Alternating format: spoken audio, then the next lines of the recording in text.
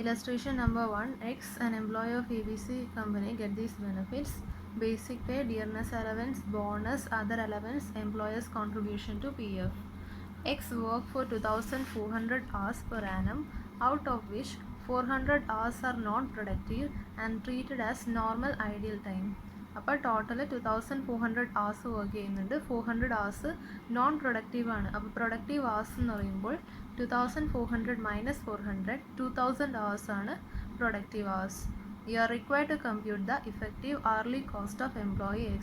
Effective hourly cost of employee എന്ന് പറയുന്നത് labour hour rate തന്നെയാണ്. ഓക്കെ, അപ്പോൾ അതിൻ്റെ ഫോർമുല എന്ന് പറയുന്നത് total labour cost divided by effective hours worked. Total labour cost എങ്ങനെ കണ്ടുപിടിക്കും? Basic plus D A plus leave salary, bonus, canteen എല്ലാം ആഡ് ചെയ്യുമ്പോൾ ഗ്രോസ് വേജസ് കിട്ടും. അതിൻ്റെ ഒപ്പം എംപ്ലോയേഴ്സ് കോൺട്രിബ്യൂഷൻ ടു പി എഫും എംപ്ലോയേഴ്സ് കോൺട്രിബ്യൂഷൻ ടു എസ് ഐയും add ചെയ്യുമ്പോൾ ലേബർ കോസ്റ്റ് കിട്ടും. ഇത് ഫേമിൻ്റെ പോയിൻ്റ് ഓഫ് വ്യൂവിൽ നിന്നാണ്. അപ്പോൾ അത് ടോട്ടൽ ചെയ്യുമ്പോൾ ലേബർ കോസ്റ്റ് കിട്ടും. ഇനി ഇഫക്റ്റീവ് hours വർക്ക്ഡ് എന്ന് പറയുന്നത് ഓൾറെഡി കണ്ടുപിടിച്ചു. പ്രൊഡക്റ്റീവ് വർക്കിംഗ് hours എന്ന് പറഞ്ഞാൽ 2400 minus 400. അപ്പോൾ ഇവിടെ ടോട്ടൽ ലേബർ കോസ്റ്റ് എത്രയാണ്? Basic pay 10,000 plus dearness allowance 2000 per month plus bonus 20% of salary and D A, സാലറിയും ഡി എയും കൂട്ടുമ്പോൾ 12,000. 12,000-ന് 20% എന്ന് പറയുമ്പോൾ 2400, അതാണ് bonus. Then other allowances 2500 per month, employers contribution to P F 10% of salary and D A, 12,000-ൻ്റെ 10% എന്ന് പറയുമ്പോൾ 1200. ഓക്കെ, സോ അത് ടോട്ടൽ ചെയ്യുമ്പോൾ 18,100 ആണ് എംപ്ലോയി കോസ്റ്റ്. അത് പെർ മന്താണ് തന്നിരിക്കുന്നത്. അപ്പോൾ 18,100 ഇൻറ്റു 12 ചെയ്യുമ്പോൾ 2,17,200 ആണ് per annum total employee cost. In effective working hours എന്ന് പറഞ്ഞാൽ 2400 minus 400 hours, which is 2000 hours. So A divided by B ചെയ്യുമ്പോൾ that is 2,17,200 divided by 2000 hours ചെയ്യുമ്പോൾ 108.60 ആണ് effective hourly cost of employee X. Illustration number 2. In a factory working 6 days in a week and 8 hours each day. അപ്പോൾ ഒരു വീക്കിൽ 6 ഡേയ്സും ഓരോ ദിവസം 8 മണിക്കൂറും work ചെയ്യുന്നുണ്ട്. അപ്പോൾ ടോട്ടൽ hours എത്ര വർക്ക് ചെയ്യുന്നുണ്ട്? 6 days 8 hours, അതായത് 48 hours ഒരു വീക്കിൽ വർക്ക് ചെയ്യുന്നുണ്ട്. A worker is paid at the rate of 100 per day basic plus D A 120% of basic. അപ്പോൾ 100 പെർ ഡേ ബേസിക്കും 100-ൻ്റെ 120%, 120 ഡി എ ആയിട്ടും പേ ചെയ്യുന്നു. Total 220 per day. അപ്പോൾ 220 ഇൻറ്റു എത്ര days? 6 days in a week. അപ്പോൾ 1,320 hours work ചെയ്യുന്നുണ്ട്. He is allowed to take 30 minutes off during his hours shift for meals break.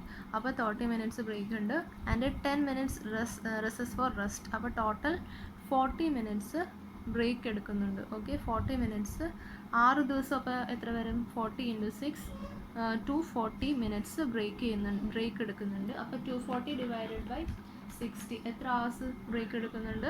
4 hours break എടുക്കുന്നുണ്ട്. Okay, in 6 days 4 hours break എടുക്കുന്നുണ്ട്. Total hours എന്ന് പറയുന്നത് 48 hours ആണ്. അപ്പോൾ 48 minus 4 എന്ന് പറഞ്ഞാൽ 44 hours ആണ് effective hours in a week.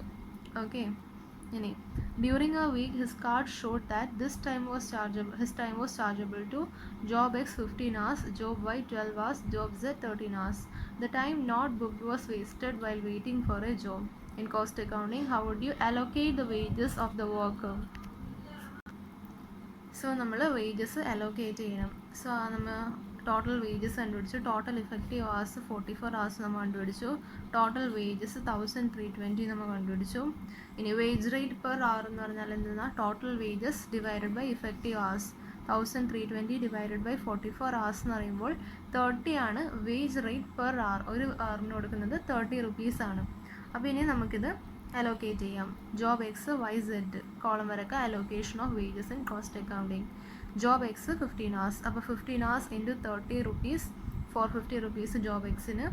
Job വൈക്ക് 12 hours, 12 hours into 30, 360 rupees. Job സെഡിന് 13 hours വർക്ക് ചെയ്യുന്നു. 13 hours ഇൻറ്റു 30, 390 rupees. അപ്പോൾ ഇത് നമ്മൾ ടോട്ടൽ ചെയ്യുമ്പോൾ സോ ഇത് നമ്മൾ ടോട്ടൽ ചെയ്യുമ്പോൾ നമുക്ക് 40 hours കിട്ടുള്ളൂ. പക്ഷേ നമുക്ക് ഇഫക്റ്റീവ് hours 44 hours ഉണ്ട്.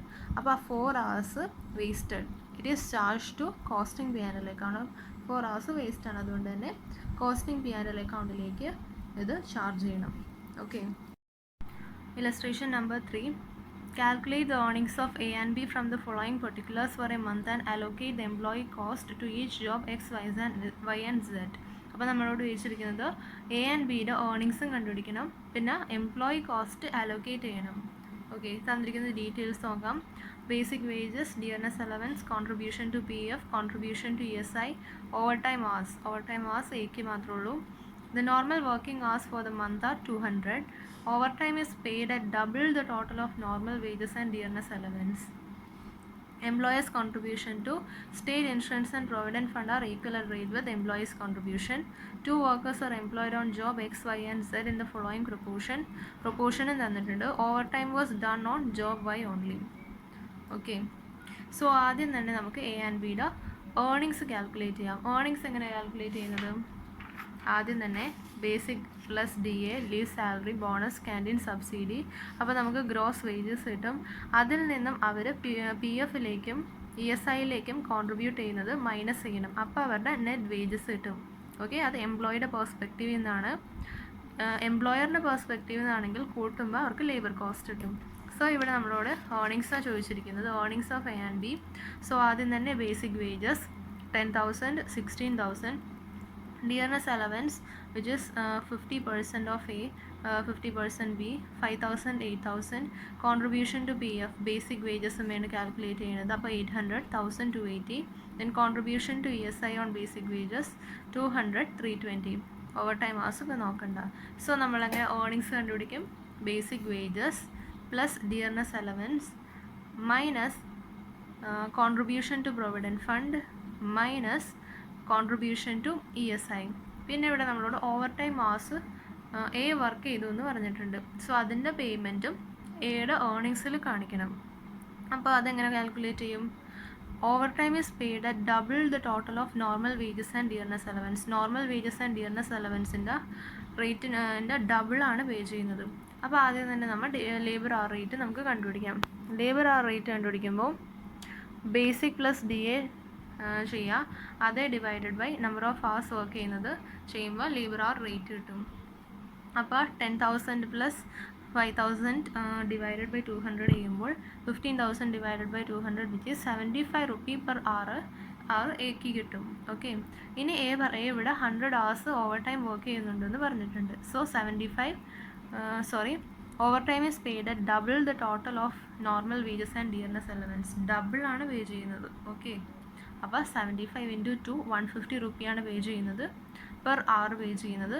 എത്ര hours വർക്ക് ചെയ്തു? 10 hours വർക്ക് ചെയ്തു. അപ്പോൾ 150 × 10 ചെയ്യുമ്പോൾ 1500 എയുടെ ഒപ്പം ആഡ് ചെയ്യുക. So statement showing earnings of work A and B. Basic wages 10,000, 16,000. Dearness allowance 5,000, 8,000. Over time wages എയുടെ മാത്രം 1,500 ആഡ് ചെയ്യുക. അപ്പോൾ ഗ്രോസ് വേജസ് കിട്ടും.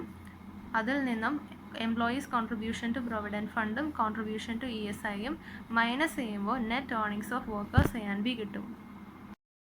നെക്സ്റ്റ് നമ്മളോട് കണ്ടുപിടിക്കാൻ പറഞ്ഞത് employee cost to each job X, Y and Z. Employee cost കണ്ടുപിടിച്ചിട്ട് അത് X, Y ആൻഡ് Zന് അലോക്കേറ്റ് ചെയ്ത് കൊടുക്കാനാണ് പറഞ്ഞിരിക്കുന്നത്. സോ എംപ്ലോയി കോസ്റ്റ് കണ്ടുപിടിക്കുമ്പോൾ എംപ്ലോയി കോസ്റ്റിൻ്റെ ഫോമാറ്റ് എന്താണ്? ആദ്യം ഗ്രോസ് വേജസ് കണ്ടുപിടിക്കുക, അതിൻ്റെ ഒപ്പം എംപ്ലോയേഴ്സ് കോൺട്രിബ്യൂഷൻ ടു PFും എംപ്ലോയേഴ്സ് കോൺട്രിബ്യൂഷൻ ടു ESIയും ആഡ് ചെയ്യുമ്പോൾ ലേബർ കോസ്റ്റ് കിട്ടും. അതേ divided by working hours 200 hours ചെയ്യുമ്പോൾ നമുക്ക് റേറ്റ് കിട്ടും. സോ അതിന് വേണ്ട സ്റ്റേറ്റ്മെൻറ്റ് പ്രിപ്പയർ ചെയ്യുമ്പോൾ നമുക്ക് ഗ്രോസ് വേജസ് മുതൽ സെയിം ആണ്. പക്ഷെ ഒരു കാര്യം നോട്ട് ചെയ്യേണ്ടതെന്ന് വെച്ചിട്ടുണ്ടെങ്കിൽ ഇവിടെ 1,500 എക്ക് മാത്രം ഓവർ ടൈം വേജസ് ഉണ്ട്. ക്വസ്റ്റ്യനിൽ ക്ലിയർ ആയിട്ട് സ്പെസിഫൈ ചെയ്തിട്ടുണ്ട്. Overtime was done on job Y. Job വൈക്ക് മാത്രമേ ഓവർ ടൈം കൊടുക്കാൻ പാടുള്ളൂ. പക്ഷേ ഇവിടെ നമ്മൾ 1,500 ഓൾറെഡി ഗ്രോസ് വേജസ് കൊടുത്തിട്ടുണ്ടെങ്കിൽ X, Y ആൻഡ് Zലേക്ക് പോർഷനായി പോകും. Okay, so excluding over time നമ്മൾ ഗ്രോസ് വേജ് കാൽക്കുലേറ്റ് ചെയ്യണം. ഓക്കെ, അപ്പോൾ എയുടെ ഗ്രോസ് വേജ് എന്ന് പറയുമ്പോൾ 16,500 നിന്നും 1,500 മൈനസ് ചെയ്യുമ്പോൾ 15,000ഉം ബിയുടെ ഗ്രോസ് വേജ് 24,000ഉം. ഓക്കെ, 24,000 വരും. ഇനി എംപ്ലോയേഴ്സ് കോൺട്രിബ്യൂഷൻ ടു പി എഫും രണ്ടും ആഡ് ചെയ്യാം. ക്വസ്റ്റ്യനിൽ സ്പെസിഫൈ ചെയ്ത് പറഞ്ഞിട്ടുണ്ട് employers contribution to are equal at the rate with എംപ്ലോയിയുടെ കോൺട്രിബ്യൂഷൻ സെയിം ആണ്. ഓക്കെ, അപ്പോൾ സെയിം എമൗണ്ട് ആഡ് ചെയ്ത് കൊടുക്കുക. Because gross wages plus cost ചെയ്യുമ്പോഴാണ് എംപ്ലോയേഴ്സ് കോൺട്രിബ്യൂഷൻ ആഡ് ചെയ്യുമ്പോഴാണ് ടോട്ടൽ ലേബർ കോസ്റ്റ് കിട്ടുന്നത്. അപ്പോൾ ഗ്രോസ് വേജസ് ഓൺഡ് 16,000ഉം 25,600ഉം കിട്ടും. നോർമൽ വർക്കിംഗ് അവേഴ്സ് 200 അവേഴ്സ് തന്നിട്ടുണ്ട്. സോ 16,000 ഡിവൈഡഡ് ബൈ 200ഉം 25,600 ഡിവൈഡഡ് ബൈ 200 ചെയ്യുമ്പോൾ ordinary wage rate per hour കിട്ടും. Okay, wage rate per hour കിട്ടും. ഇനി ഇത് നമ്മൾ അലോക്കേറ്റ് ചെയ്യണം. എക്സ്, വൈ ആൻഡ് സെഡിന് അലോക്കേറ്റ് ചെയ്യണം. ഏത് റേഷ്യോയിൽ അലോക്കേറ്റ് ചെയ്യേണ്ടതും വർക്കർ എയുടെ 4:3:3യും വർക്കർ ബിയുടെ 5:2:3 റേഷ്യോയിൽ അലോക്കേറ്റ് ചെയ്ത് കൊടുക്കണം. Okay, so statement showing allocation of wages to jobs. Worker A ordinary wages എത്രയാണ്? 16,000. ഗ്രോസ് വേജസ് കൊണ്ട് 16,000. അപ്പോൾ 16,000 4:3:3 അലോക്കേറ്റ് ചെയ്ത് കൊടുക്കാം. വർക്കർ ബിയുടെ ഓൾസോ നമ്മൾ നേരത്തെ ഓവർ ടൈം കാൽക്കുലേറ്റ് ചെയ്തില്ല. സോ ഈ കേസിൽ ഓവർ ടൈം ആഡ് ചെയ്യണം. ഓക്കെ, ഓവർ ടൈം 1,500 ആഡ് ചെയ്യണം. നെക്സ്റ്റ് വർക്കർ ബിയുടെ ഓർഡിനറി വേജസ് എത്രയാണ്? 25,600. 25,600 5:2:3 റേഷ്യോയിൽ അലോക്കേറ്റ് ചെയ്യണം. സോ ഇതാണ് ടോട്ടലായിട്ട് നമ്മൾ അലോക്കേറ്റ് ചെയ്തത്. ഓക്കെ.